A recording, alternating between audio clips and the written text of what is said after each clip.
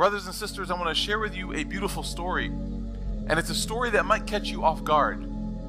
After the Fath of Mecca, the Prophet ﷺ was traveling back from Jirana.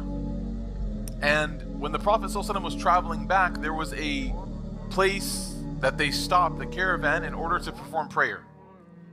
And so he had asked one of the companions to call the adhan, and one of these companions began to call the adhan.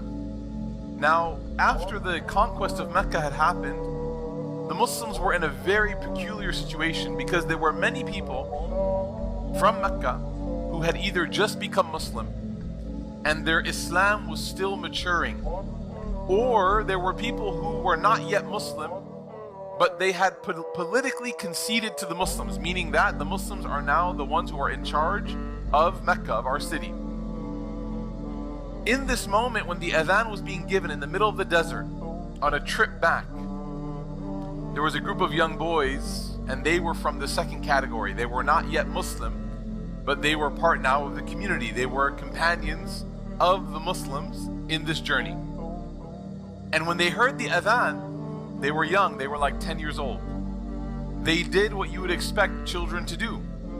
They started to call the adhan themselves, but they did it in a way that was actually in a form of mockery.